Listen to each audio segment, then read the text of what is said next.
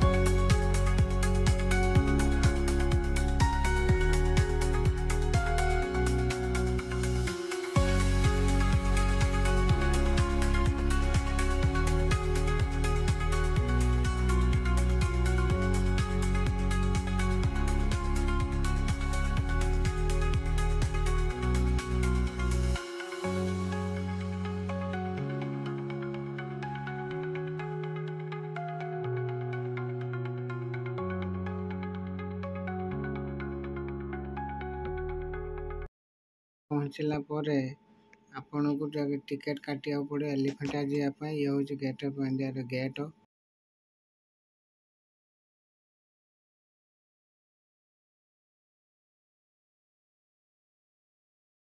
ଏଇଟା ହେଉଛି ତାଜମହଲ, ଯାହାକି ତାଜ ହୋଟେଲ ବି ଏଠି ଅଛି। ଏଇଟା ବହୁତ ସୁନ୍ଦର ଦେଖାଯାଉଛି, ତାଜ ହୋଟେଲ ଏବଂ ତାଜମହଲ ବି ଆପଣ ଦେଖିପାରୁଥିବେ।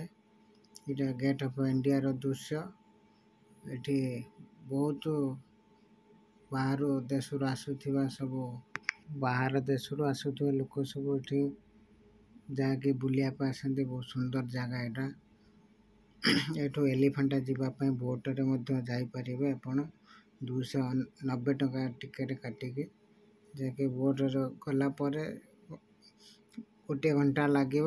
1 ଘଣ୍ଟା ପରେ ଯାଇକି ଏଲିଫାଣ୍ଟାରେ ପହଞ୍ଚିବେ। ଦେଖିପାରୁଥିବେ କେତେ ସୁନ୍ଦର ଲାଗୁଛି ସମୁଦ୍ର, ଆଉ ତାର ବୋଟ୍ ମଧ୍ୟ ସବୁ କେତେ ଭଲ ଦେଖାଯାଉଛି।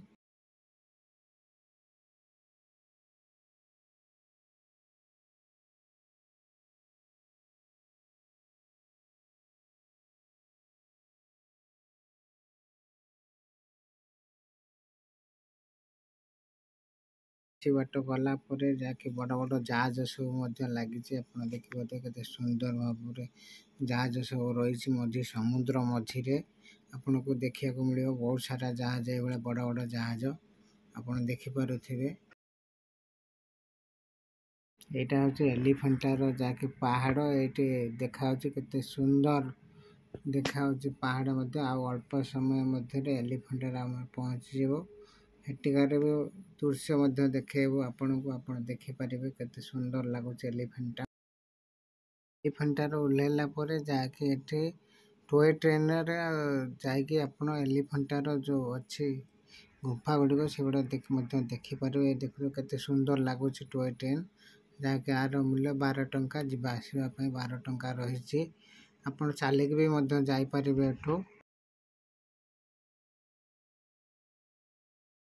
କେତେ ସୁନ୍ଦର ମଧ୍ୟ ଲାଗୁଛି ଟୟ ଟ୍ରେନରେ ଆପଣ ବସିକି ଯାଇପାରିବେ। 12 ଟଙ୍କାର ମଜା ବି ମଧ୍ୟ ନେଇପାରିବେ ଆପଣମାନେ, ଯାହାକି ଏଇଟା ଫୁଲ୍ ମଜାମସ୍ତିର ରହିଛି।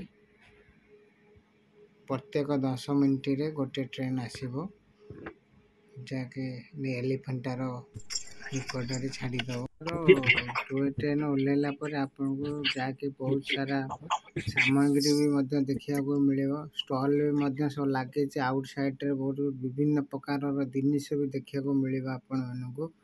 କେତେ ସୁନ୍ଦର ସୁନ୍ଦର ଜିନିଷ ସବୁ ଲାଗିଛି ଷ୍ଟଲରେ, ଆପଣ ଦେଖିପାରିବେ। ଯାହାକି ଆପଣ 120 ପାହାଚ ଚଢ଼ିକି ଏଲିଫାଣ୍ଟାର ଯେଉଁ ଟିକେଟ୍ କାଉଣ୍ଟର ଅଛି ସେଠି ମଧ୍ୟ ଯାଇ ପହଞ୍ଚିକି ଆପଣ ଏଲିଫାଣ୍ଟା ଗୁମ୍ଫାର ଏନ୍ଜୟ କରିପାରିବେ।